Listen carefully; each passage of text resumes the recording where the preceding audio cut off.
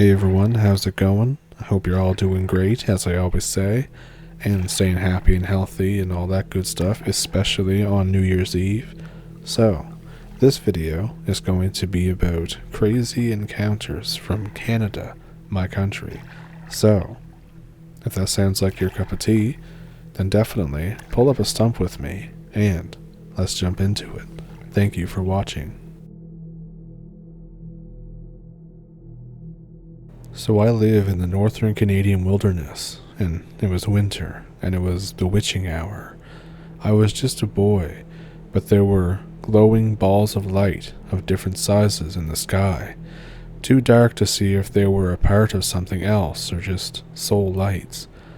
After they zigzagged off, we went to sleep as a family and family friends, and then I reawoke to 3 grays, each in slightly different heights. The bed I was on just reached under their belly buttons. They had massive, slanted almond eyes and small slits for mouths. They were smirking. I panicked and spun around and buried my head into my pillow, and then I blacked out.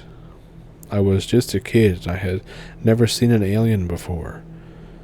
I can confirm this is real because both my and my friend's family watched the ships. And when I was 19, I saw the same light, but this time it was glowing red, and I heard it this time skipping across the sky above a tree canopy during the witching hours in BC. In Alberta, I saw a gray disc and showed my sister just before it vanished. So I was talking to my cousin tonight, and the topic got on to spooky stuff. His mom is super knowledgeable about the history of the area that we live in, and she remembered a story from a long time ago from a lonely hamlet near Bancroft in Ontario called Deltor. And this all happened circa 1965. A group of men meet regularly in a large house at the end of a long road. Officially, they are playing cards, sharing stories, and just hanging out. Unofficially, they are making secret deals, planning which families will succeed and which ones will be shunned, and dabbling in organized crime. Over the years, rumors spread further that they are also getting involved in cult-like behavior and the occult and stuff like that. A few years passed from this time. There's a new family from a faraway place that buys land in the area. The secret group does not like this. There's various versions of the story here that include details about them being some kind of unwanted type of person. The teenage son of the new family is accused of screwing around with a girl he shouldn't have. This part may or may not be true, it's hard to say. But either way, the dude ends up missing. The new family snoops around and accuses members of the community of killing their kid. The entire family is gone a few days later. Officially, they moved out. Unofficially, they were murdered by people in the community who were involved with these families. I tend to believe the story. It's not all that far-fetched, and I know a lot of people from that area. It's still very old-fashioned around there, and almost everyone is related to somebody in 6 or 7 key families. Just really weird.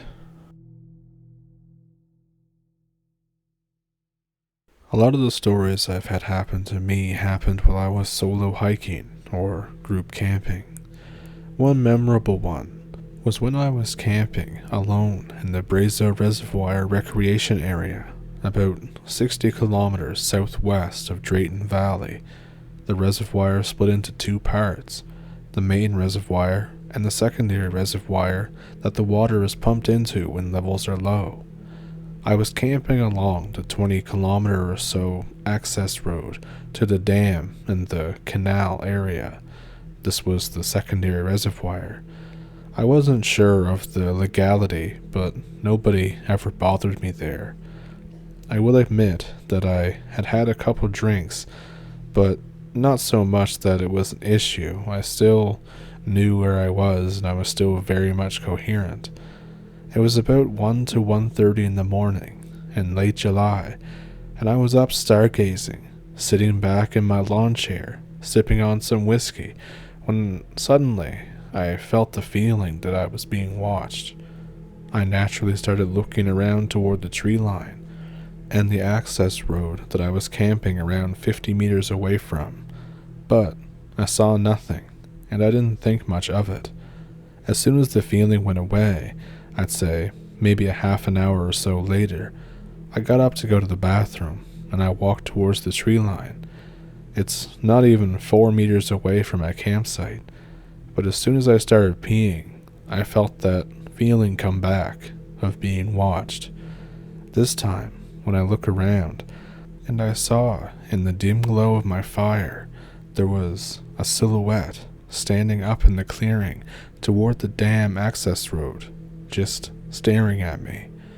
I couldn't see any distinguishing features, rather than it appeared that it had arms on its side, and that's about it. But just its presence seriously unnerved me. After properly shitting a brick, thinking that a Trans Alta employee or a park employee or somebody had caught me illegally camping in the rec area, I started back to my camp, watching the thing just looking at me. Part of me still thought it was human, or at least human-like, initially, but that was quickly dashed when it just kept standing there in the dark, looking at me. It made no sound, no movements, no expressions, nothing. It just looked like a man that was totally in shadow from head to toe. A minute or two passed while I was just standing around my campsite completely bewildered, looking at the thing, when suddenly it just started backing up into the darkness and away from the firelight. As soon as it disappeared completely into the darkness, I had panic set in, and I quickly doused the fire with some of my water, and I went and zipped myself into the tent, hoping that it would leave me alone and that I could sleep. For the next hour, while I was trying to sleep, I kept hearing rustling outside my tent, as if something was brushing up against it and walking around my campsite. The entire time I was petrified with the fear of thinking that I was going to end up on the 6 o'clock news as a story about a camper having gone missing or being murdered. But then it started raining, and the thing seemed to leave, so I eventually was able to doze off. When I woke up at 8:30 after sleeping rough that night, I exited my tent, and I immediately saw the aftermath of the night before.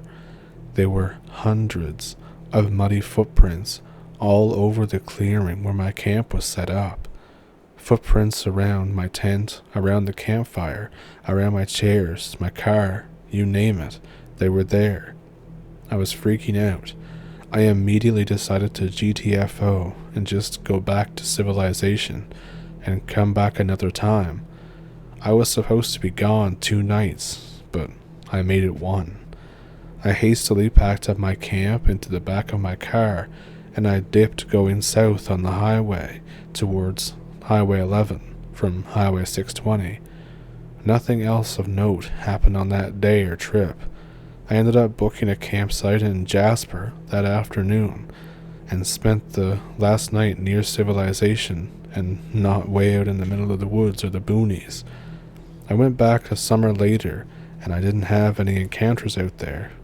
Besides my encounter, there's lots of foothills and small rivers and creeks and plenty of hiking.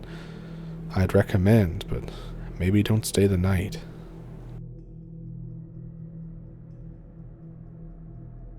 I have a weird story that I would like to tell. I still don't know what I or we saw, but regardless, here it goes. It was the mid to late 90s, and there was an arena, I forget the name, that was close to Tompkin and Dundas. I believe it was a skating rink at some point, but Eventually, it just became an abandoned building before they tore it down and built homes on top of it. Arena Road, Mississauga is the specific area.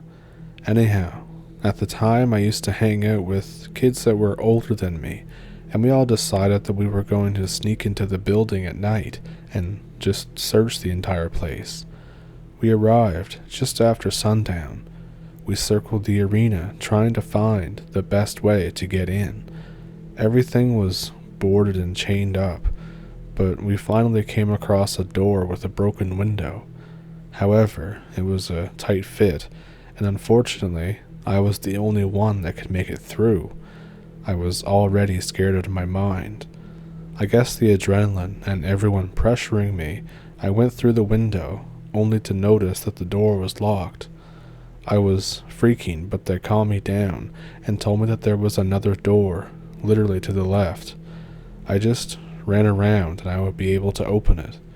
So be it, I remember. I remember not being able to see since it was pitch black, but I managed to find the door and let the group in. It still irks me that nobody handed me a flashlight when I went inside and made me run with no light. Anyway, we started searching the entire place. I remember it being really wet and cold. It was a really weird setting, as I was expecting like an actual ice rink or something, but it just didn't exist. We continued going through rooms, not much out of the ordinary, until we heard noises coming from the basement area. We all just assumed people must be doing the same thing that we were doing, so we went down the stairs, and the sound became a little weirder, almost hissing-like. But it's still just some kids, right? That's what we told ourselves. I remember there being a lot of rooms in the basement.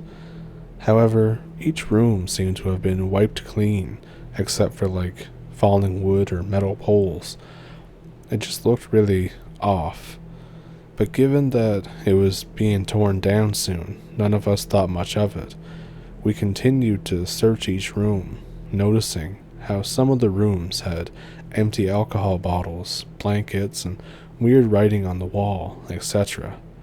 The tone completely changes for everyone now because we think that people are either living here or they're partying here. We all agreed and hoped it was the latter, but I still remember everyone not quite being the same after seeing that. Mind you, as this was going on, the hissing sound is more persistent. Someone mentions, "It's just the wind," and we all start laughing, trying to boost the morale of everyone's emotions. After leaving the room, we all decided to check out the bathrooms. It still irked me that the bathrooms were in the basement area, but then again, I was younger, so it probably made sense. This is the part that we still don't understand. We check out the guys' bathroom first and do a pretty thorough search. It was huge for some reason. Lots of sinks, lots of toilets, urinals, etc. Someone turns the tap on, only to notice that the water is actually still running. For some reason, this didn't sit well with us because we figured with how long it's been abandoned and the fact that it was being torn down, they for sure would have turned the plumbing off. That said, we decided to check out the girls' bathroom, and this is when things took a turn for the worst. We start hearing other sounds. It was almost like a gurgling, and mind you, I want to leave now, but everyone insists on making sure that we are the only ones in here. Like, I wish I could have just left, but it clearly didn't seem like that was an option. We enter the girls' bathroom, and the sound is getting louder, but they insist on investigating still. When you walk into the bathroom, they have the flashlight facing the stalls, and we count them. There's 6, and out of the 6 of them, one of them is closed. I am telling everyone at this point that we need to leave. However, with everyone being older than me, I guess the unknown was too curious to pass up. As we get closer, the stall starts to make a noise. It's almost like someone trying to open it, but most of the group passes this off as the wind. I am terrified at this point, but we continue to walk closer to it. One guy decides to reach out and try to open the stall. However, the The stall was locked. I'm thinking, and I hope everyone else was too, wondering why a stall would be locked in an abandoned arena. So one of the guys just decides that he wants to stand on the toilet and see what's in the locked stall. We finally all agree that this is a stupid idea and it's probably time to leave. But no, this guy's curiosity is clearly getting the best of him. He hops on the toilet and literally yells that we all have to see this. He said there's no toilet, there's just a huge hole in the floor where it should be. He's freaking us all out, and we can't believe what he's saying, so we all end up standing in each stall, next to the locked one, and are amazed that this guy is telling the truth. We have our flashlights pointing toward the hole, and this is where it goes south. All of a sudden, and I wish I were lying, we see a hand reach up out of the hole. It looks humanoid-like, but the hand is all wrong. The fingers are too long, and it just looks bad. This is where we all start running out of the bathroom, screaming our heads off. Just as we make it to the hallway, we can literally hear the thing start to scream in the hallway. The stall is shaking like crazy. Something is trying to open it. I remember tripping going up the stairs, and one friend is crying while she's screaming at me to get up and run. We make a dash for the exit that we came in from, and we don't stop running until we make it home. Most of us lived in the same complex. The strange thing is that I don't remember any of us ever talking about it after that, not even when we went home. I thought maybe they've talked about it among themselves, but no one ever brought it up to me. I still don't know what the hell I saw that day, but even just remembering it gives me goosebumps. This story is one from my brother, who is 3 years older than me. I'm going to be leaving out some specifics, and I'll change a couple things to keep it anonymous. He works as a stable hand on a ranch about 45 minutes due northwest of the city that we live in, out in the Aspen Parklands and foothills in BC. Most of the things that he has seen out there, he refuses to share with me due to, quote, not wanting to cause more problems. So most of what I've heard is what he told me when he's gotten really drunk. My brother and his co-workers keep seeing, quote, weird things along the poorly lit lines at the back pastures late at night. Faces, human shapes, scurrying, movement, footprints, etc. And a lot of noises like conversations, but not loud enough where you could discern what is being said. The ranch had recently just been sold to a new family from the previous owners around 8 months before he began working there. When he first noticed things weren't as normal at night as they had seemed, he asked the owners if they have been hearing and seeing the same things. He was told, if you don't pay too much attention to it, they won't bother you. When he pressed for further answers, especially if this had happened with the previous owners, he was told, they saw things too. Now, stop asking about it. We don't want to upset them. Sometimes when the ranch is short-staffed, he is asked to remain on the property overnight to tend to the animals out there. He's told me that while staying out there overnight, especially during the winter, he has awoken to the pasture gates being open, footprints in the snow, and damage to some of the fence posts and doors in the barns and stables. While trying to sleep in the guest house, separate of the owner's house, usually unoccupied, he's claimed that he's heard all sorts of things, like what sounds like dozens of people outside the guest house, knocking on the windows and doors, and generally making weird noises. He never elaborated on what these noises were, and they were leaving hundreds of new footprints in the snow that obviously weren't his.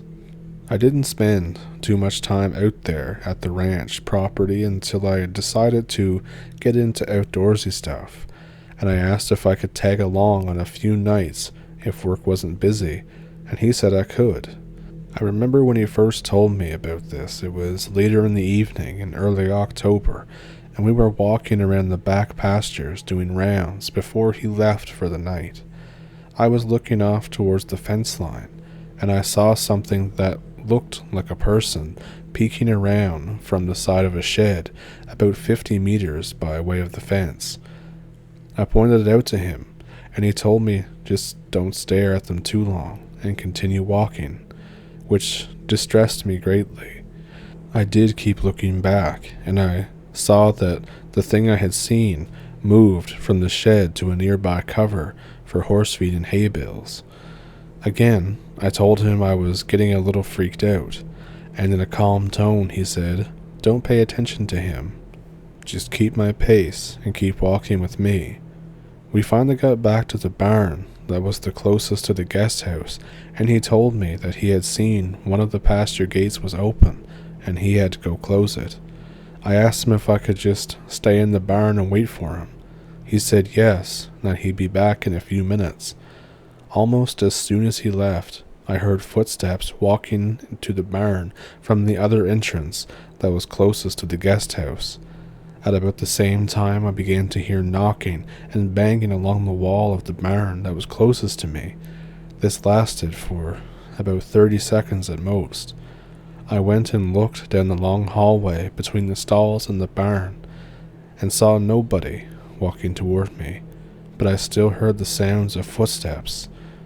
At this point, I was getting pretty freaked out, and soon my brother came back and told me it was time to go. Nothing else of note happened that night, and soon after, we left his truck for home.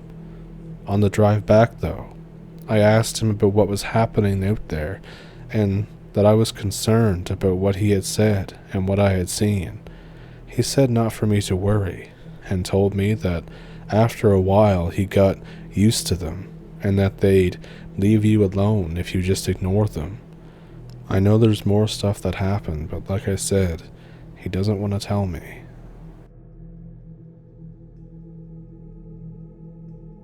So I've told this story before, but before I get to my personal story, I need to fill you in on the legend to give context. This is the legend of the Lost Lights. It all starts in the mid-1800s. An expeditionary force of 25 men go exploring in the mountain ranges of BC. They're looking for suitable places to start a mine. They hike up the mountain and camp there for the night. That night, when one of them gets up to go relieve their bowels, he trips and hurts his leg in the dark. In the morning, it is decided that 12 men will help the injured man down the mountain and back to civilization, while the rest of them, 12, continue on ahead. So, the group splits up from here. They hiked well into the evening. One of the men noticed it had gotten considerably colder, and only minutes later, it started to slightly snow. He expressed his concern that they might get snowed in overnight. The others laughed it off. They joked and teased him about being scared. As the evening turned to twilight, it got colder and colder. The snow got heavier and heavier. They had gone a ways up the mountain, so it was a difficult and deadly situation if the storm got worse. The snow showed no signs of letting up. In fact, it was surely going to become a monster storm. The 12 men faced a tough situation. They needed to get back down the mountain, or else they would freeze to death. They left their tents and took what was needed. They started back down the mountain, in the raging storm. They each lit their oil lamps as they headed down. Because of the blizzard that ensued, they could hardly see the light of the man in front of them. The man who had noticed the snow earlier, Jacob White, had lost sight of the lanterns. In fact, all of them seemed to have. They walked around aimlessly on the mountain, calling out, trying to find each other. Just when it couldn't get any worse, the wind became stronger. Jacob knew that he had to get down the mountain, or he would die there.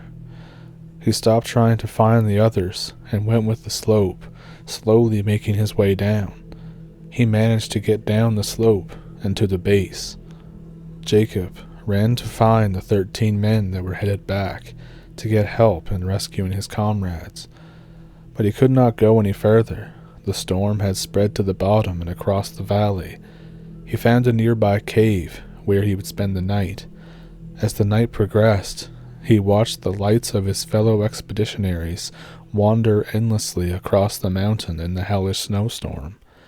Throughout the night he watched them. The first light went out and disappeared at around midnight. Others followed in the next hours. One by one, they extinguished. Jacob hoped, prayed, that at least one light would last the night. The last one went out 3 hours from the first. All hope was lost. In the morning, when the storm cleared, Jacob headed farther into the valley to find the 13 men that had gone back earlier yesterday. When he found them, there was only 2 left alive. The rest had died in the storm that swept down the mountain and into the valley. The men and Jacob exchanged stories. The men told Jacob that they had seen the wandering lights on the mountainside. The 2 men only found out in the morning that 11 men had died in the night from the cold. 3 weeks later, an expeditionary force of 20 men, including Jacob, returned to recover anything of those who had died in the storm. They found the remains of the 11 men in the valley easily enough. They recovered their personal effects and what little bone they could find to bring back to their families. There was not much left of them from the wildlife picking at the bodies. The bodies of the men who died on the mountain, however, they found none, no sign of them. They were completely gone without a trace. They searched until dusk. Then the air got colder. Light snow began to fall once again. Just like on the night Jacob's comrades met their end. They hightailed it down the mountain and into the valley. They made it to the middle of the valley and made camp for the night. Then a storm came down from the mountain and into the valley, just like last time. Just like the night when Jacob lost his comrades, it got colder and colder in the valley as the storm continued to barrel down from the mountain. That night, Jacob and the men saw something that they could not quite believe. They saw lights wandering upon the blizzarding mountainside. They watched from their individual tents throughout the night as one by one the wandering lights went out. Jacob knew that it must be the spirits of his friends. Jacob wondered why he only saw 10 lights when it was 11 of his friends that disappeared up on the mountainside. Had one survived, he thought? Could one of his friends still be alive, somewhere, lost out there in the wilderness? Where was the lost light up on the high? Answers came in the morning, answers of where the lost light went. When Jacob awoke in the morning, the storm had cleared. Jacob and 9 other men stepped out of their tents. 9 other men. 10 men had died from the cold that night. They must have died one by one in the night, succumbing to the cold. One by one, the 10 men's lives snuffed out by the cold. Snuffed out, just like the 10 lights on top of the mountainside. And now that you know the legend, it's time to share my personal experience with the lost lights. This happened when I was 35. I have 3 teenage boys. We decided to go hiking with my sons, my friend, and his 2 sons. We drive out to the edge of the wilderness at 4 a.m. We park the car and start hiking at 4:30. We hike all day, only stopping at noon shortly for a quick lunch. We are walking at a decent pace. We reach the middle of a valley in the evening. We decide that we should camp there for the night. We ate a quick dinner, and everyone went to sleep pretty quickly after that, from being tired from the hiking. Everyone went to bed, but me. I decided to stay up and have a few beers and just chillax on the fold-up chair that I brought. I sat there, staring at the sun just set behind the mountain range. It got cold pretty quickly after the sunset. I put on my jacket. Then, the fireflies come out. They dance slowly across the shape of the mountain. These fireflies were pretty weird. They didn't have the shape of the mountain, and they didn't flash like normal fireflies. Then it hits me. Oh shit. Immediately, I get up and wake everyone. I tell everyone to pack their shit and we have to move now. My buddy asks, "What's wrong? What happened?" I said, "I saw them." He says, "You saw what?" I reply, "The lost lights." My friend looks over his shoulder and sees the lights on the mountainside. He then notices just how cold it's gotten. My buddy rushes to pack everything up with the kids. We hike back as fast as we can. The boys had overheard what me and my buddy were saying. "Dad, what is the lost lights? Why are we leaving right now? Can't we leave in the morning?" "No," I said, and I proceeded to tell them the story of the lost lights while hiking back. At around 2:30 a.m., we got back to the car, and we hightailed out of there. I dropped my buddy off, and me and my kids go home. I woke up that noon. I found out from the weather station that there was a huge snowstorm that swept the valley we were in last night. Here comes the really scary part. I saw 7 lights up on the mountainside. There were 7 of us on the trip. And that's my experience with the lost lights. So, what'd you think of those stories? Let me know which one was your favorite one down in the comments. Also, let me know what you're doing for New Year's down in the comments as well. And if there's anything you'd like to see in the new year, then let me know down in the comments. Some things I thought about doing were maybe including topics in the videos. Like, I'd obviously still have a lot of stories and encounters, but maybe include some topics that are cryptid related or supernatural related that I found interesting. I've thought about doing just one 1 hour or so video at the end of the week, but I don't know about that. I'm just saying things that I've thought of, and I'm just telling you guys and looking for feedback. So that's really it. That's pretty much all I thought of. So I thought that was going to be longer, but obviously I'll try to cover a variety of cryptid, supernatural, paranormal related topics, aliens too, I suppose. And with that, I wish you a happy new year, and I will see you in the next video. Thank you for pulling up a stump, and thank you for watching.